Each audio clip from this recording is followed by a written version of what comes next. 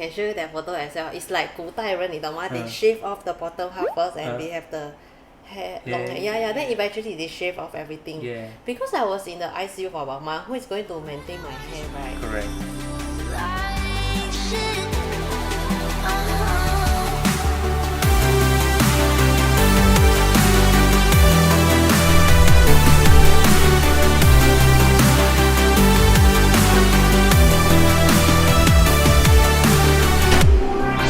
Alvin. Hello. Happy Chinese New Year. 恭喜发财. How have you been? Very good, very good. Okay, come on in. Alright. To somebody else, just to see how it felt. What else I was going through. Nervous? Yeah, of course. I think we need to 发大财啊 This is what blessings from the heavens. Yes. Joy is actually a stroke survivor. Okay. Hi. So I understand that in 2019 you suffered a stroke. Also at the same time you were 7 months into the pregnancy. Oh my gosh. Share with me like how it all began. Yep, so I was actually having a coffee session with my mom, my husband and my elder daughter in a shopping mall. Suddenly my head, I just couldn't describe the pain, but it's just totally unbearable. No specific spot? This spot. Okay. Yes, it's going to explode, specifically this spot. Ooh. At that point of time, like when you had that pain, right, was it like, could it be like, because when I drink coffee, sometimes I have really, really bad headache. Did it ever come to you like, could it be like migraine, or headache? No, it's not that kind of pain. It's that kind of pain that your brain is going to explode kind. It's that pain. Right. Yeah. You got migraine before, anything?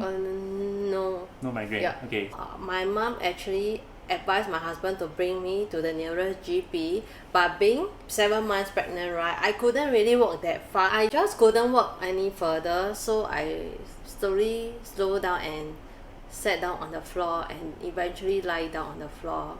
I have to thank the efficiency of Singapore medical team. They actually deploy a SCDF personnel riding a bike to the scene first to check on me because I was 7 months pregnant. It's like 2 lives are involved. Eventually I fainted. Appear on like online, like people film and post on. Oh no, because the security guard actually, Disperse the crowd. Yes, Wow. yeah. Got your own personal bodyguard. No lah. But I mean, maybe they see that there are 2 lives involved, so they have to really Respect that. yeah. Were you like subconsciously like aware of what's happening around, or you totally like black out? Oh, I totally blacked out. I think 3 or 5 days later, when I woke up, I felt something is wrong with myself, but I just couldn't know what is that. So the nurse came and rubbed my left arm, and she asked me, "Do you feel anything?" And I said yes. Then she said, "Oh, then that means you're not half paralyzed." So I was like, "Oh, okay."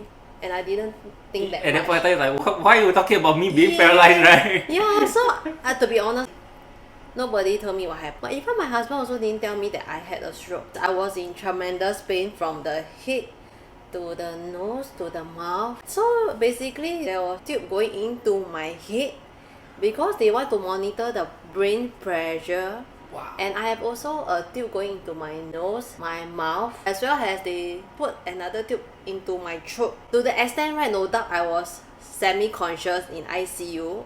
There is one thing I remember vividly that I told my husband I am going to leave already. Wow. Because it's that bad that I just cannot tolerate any further. I did this major brain surgery to remove a part of my right skull when the baby is still inside my tummy. 7 months pregnant. So it's a very high risk operation. I encountered some pregnancy complication that they have to do a cesarean, bring the baby out first. Yeah. Was that your first kid? It's my second kid. Yeah, so okay. I have 2 girls. Okay. Let me just try to get all the timeline right. You were in a shopping mall having coffee with your mom and your husband. You fainted. You went to the hospital. Okay. During that process itself, they did a brain surgery on you. And then after that, there was complications on the 11th day. So the doctor made a decision, or rather they advised you to go for the C-section to get the baby out. in order not to jeopardize her life lah. Because of the complication, right? They have to do a cesarean to bring the baby out and to make sure that she's healthy, so that they can also focus on my recovery to give me the necessary medication. Right, Yeah. right. The medication is the thing also lah. Yeah, must be really strong, I would think. Actually, it's really very painful, and I have been requesting a lot of like painkiller initially, but they couldn't add on to the dosage for me because of my baby. And so after the baby is out, they are able to give me more dosage, which I feel a little bit better. Yeah. Did they administrate like heroin to you? No. Yeah. If not, you would have tried drugs. How many days did you stay in the hospital before you were discharged? When the incident first happened, I was being transferred to Tate Hospital to remove a part of my right skull, and the next day I was transferred to NUH. There is no gynae department in Tate Hospital. And the next day I was transferred to NUH for further observation. In summary, I was in NUH ICU for about a month. And after that, I was transferred to Alexandra Hospital to do intensive rehabilitation. Because at that point of time when I did right brain surgery, my left side mobility was affected, meaning to say I couldn't raise my arm, I couldn't swallow, I couldn't walk. So I was being transferred to Alexandra Hospital to do the intensive rehabilitation for another month. I broke out literally. But cannot move lah, really? Cannot. Okay. I broke up because I have been like in the hospital for a month, and you are now they're telling me that I have to stay another month at Alexandra Hospital to do rehabilitation. I just couldn't accept the fact, because why does it happen to me though? I need to work hard to get my mobility back so that I can take care of my two girls. They are 5 and 2 years old respectively now. Nothing is more powerful than a mother's love, I tell you. Yeah, so I would say like maybe the girls were also one of your main source of motivation to get better so that you can, be the best mother in the world. Both of them are my biggest motivation. My elder daughter actually will send daily encouragement video to me via my mom. My husband will actually send me daily photos of my second baby. It's also a source of motivation for me. I keep pulling out the nose tube. Wow. It's really that uncomfortable. And when my husband sent me several photos of my baby in the different tubes, right, my heart broken, because I told to myself, right, if my baby can endure that kind of thing, endure all this, go through all this, right, why can't I? I'm an adult to fight for my recovery, to make sure I recover faster for them. Do you ever see your baby? I think I only managed to see like a few days later. Okay. A lady came into my ICU ward. She told me that don't worry, I'm your baby doctor. Okay, she's doing very well, and you can focus on her recovery. I mean, I'm so emotional because as a mother myself, I'm very concerned about her progression. Being a premature baby, and the next day, right, they surprised me with my baby. But it's just for that few seconds for me to carry that baby for a family photo shoot. So I'm very thankful for that few second moment. After a few seconds, she is being pushed back to the NICU. Oh, that must be like a golden moment, precious moment for you as well. So knowing that she's alive, right, it really makes my day. And at that point of time, I still do not have any idea that I got a stroke. I think maybe my husband do not want me to worry that much. So after being hospitalized, you said you stayed on a bit longer, right? Oh yes, I was transferred to Alexandra Hospital for intensive rehabilitation for a month. Sad to know that I have to stay in Alexandra Hospital to do a rehabilitation for another month. I'm really excited to know about the date of discharge. And one of the requirements that they told me was if you are able to walk with or without a walking stick. And that really, Another form of motivation. it's like, wow, really? Are you kidding me? I couldn't walk now. So am I really able to walk 1 month later? On the first day of my rehabilitation, I broke down literally. But thankfully, the physiotherapy at the Alexandra Hospital, they really encouraged me a lot. I still remember his name, Suresh. He told me, don't worry, Joy. You will be able to work within 1 month's time. Wow. And I was like, he's so confident, you know. I was like, are you serious? Like, you know, in my mind, I work very hard every day for physiotherapy, occupation therapy, and speech therapy. I really took it for granted, in terms of walking, eating, raising my arm, and even daily showering, all these daily activities. All this mobility that we take for granted every single day, yeah? Yeah. Well, just to give a little bit of context to the viewers, what was your current condition at that point in time? So initial stage, right, there's a lot of things that I couldn't do, but except that they started to train my brain, because for stroke survivor, right, the brain is damaged now, and we need to get this golden period, like about 3 months, to get your mind, your brain to get active. Occupation therapy, right, they focus on the arm, the shoulder, the elbow, the wrist, and the fingers. For physiotherapy, they focus on majority on the legs area. And for speech therapy, they focus on the cognitive thinking area. Every day I'll do all these 3 therapies concurrently. I didn't know walking need to take so many steps to learn walking. Like, you have to take your good leg out first, squeeze your core, squeeze your bum, and you know, move your walking aid. Wow, to me, I really could not accept that. It's really very demoralizing. I still remember there's one occupation therapy where we need to learn how to dress ourselves with buttons, right? Wow, that section I also broke down badly. How was your lifestyle before that? And moreover, you're very young as well. So that is like extremely mind-blowing. For me, before stroke, my lifestyle has been no stress, no pressure, because I work, right, my boss don't really give me pressure as well. And in terms of, yes, I have a balanced diet, so I don't really eat very fried or, you know, oily food. I do not have any pre-existing condition or family history. My family doctor called me, hey Choi, are you okay or not? What happened? Because I received message from AIA, and you know being doctor, right, they have all the past medical record. The doctor updated the company that I do not have any pre-existing condition in terms of migraine or what to trigger my stroke. So I was shocked as well that the doctor still couldn't find the root cause of what happened. It was a freak moment for you lah, in short. Yes.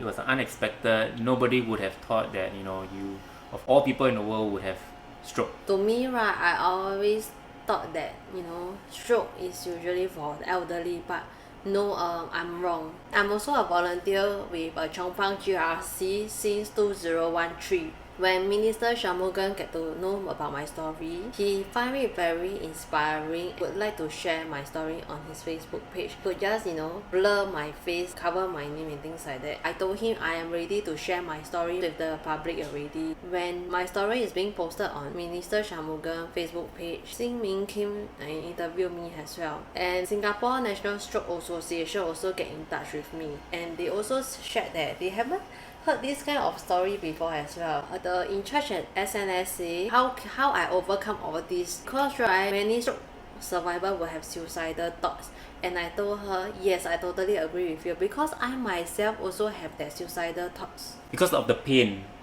I think. And I couldn't endure anymore, yes. Oh.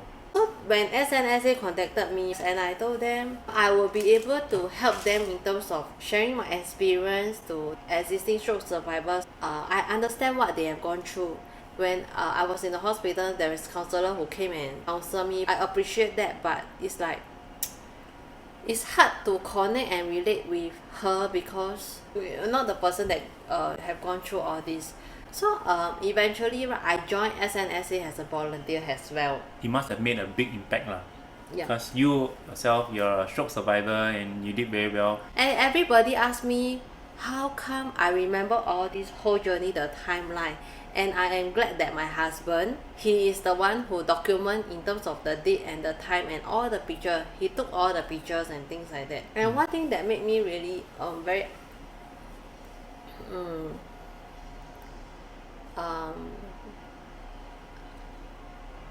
pleased is I get to know how much my hubby loved me, because he did document down his thoughts daily, through my process and recovery.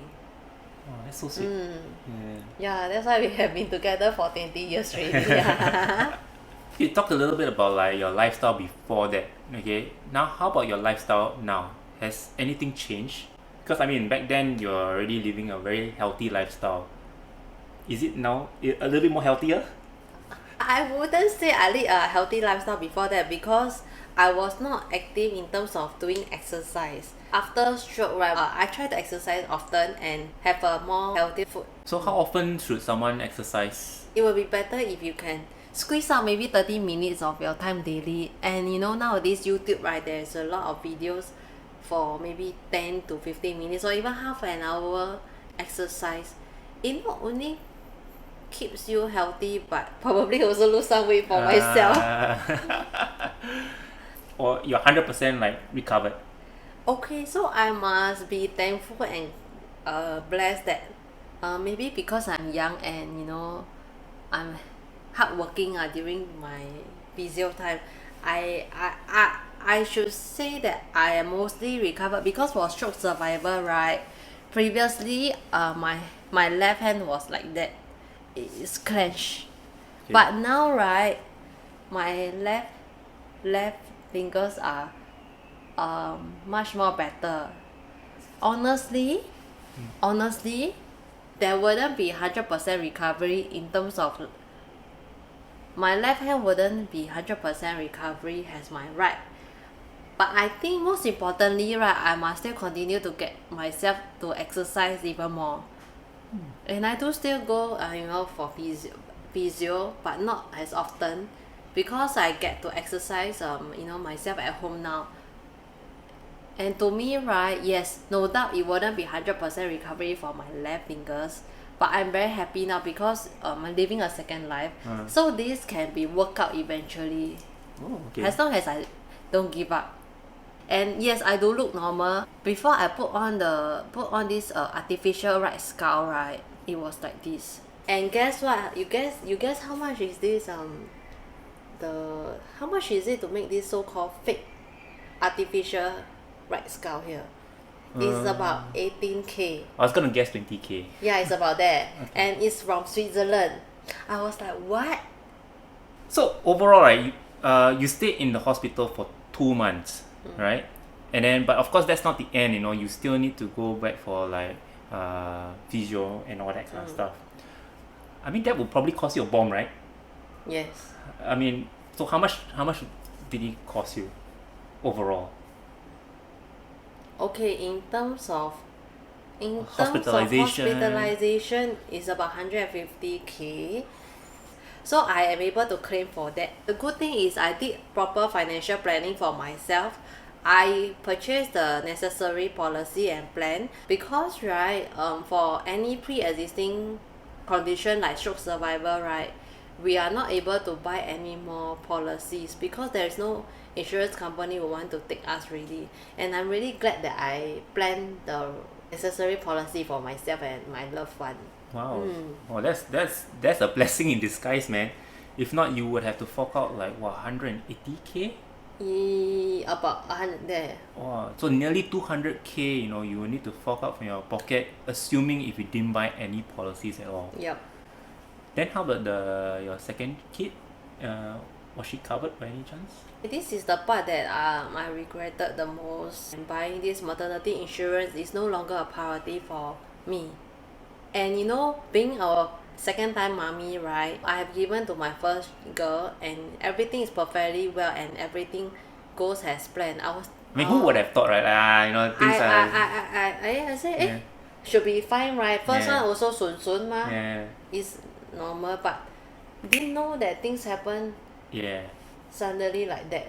And the first thing that I was concerned, it came to my mind was, oh no, my girl insurance, she's not able to buy any more insurance. It's because she's a premature baby and usually So insurance you can't get any company policy? need waiting, Oh, need to wait about a waiting period.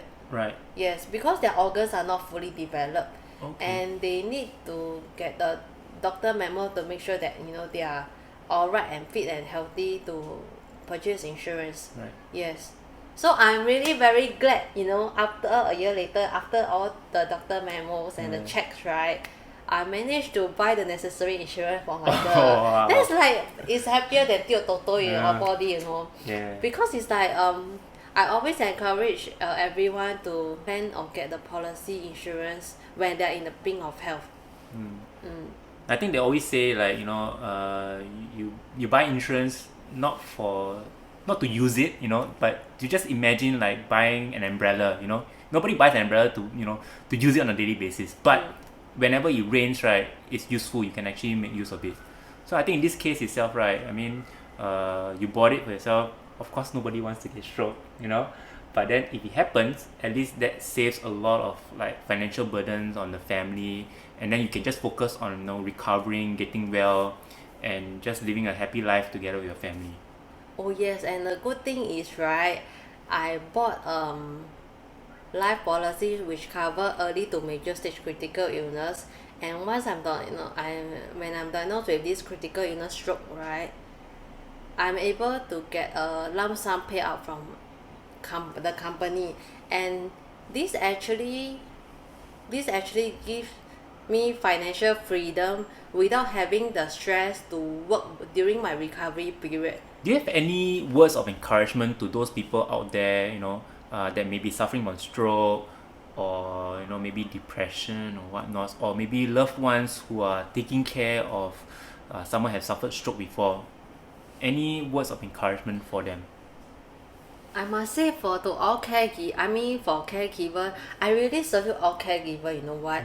They are really the strongest angels around. I can vouch for that. Because it's really not easy to take care of stroke survivors. And one words of advice I would like to encourage is, do not give up. Do not give up, really do not give up. Because when there is a light of hope, right, we can work things around. And we will definitely get there. And I'm also trying my best to work hard and get there. I totally understand rehabilitation is a long and tough process. Yes, I agree with that. And I'm also trying my best to Overcome that. Yeah, I'm also trying my best to overcome that. So I guess there's definitely more to life. There may be a bit hardship here and there, but, you know, that's the thing that makes us appreciate life better. Yeah. Alright guys, so we've come towards the end of this video. If you have any questions about stroke, what insurance policy did Joy get, remember to leave it down in the comment section down below. If you have any words of encouragement as well, hey, you know, just leave it down in the comments as well. That would be very encouraging. Either myself or Joy will actually reply that message. Also, if you like this video, remember to subscribe, give it a thumbs up, share it with those people who you think will benefit it. And also in the meantime, remember to stay awesome, people, and I'll see you guys in the next video. Bye bye. Bye bye.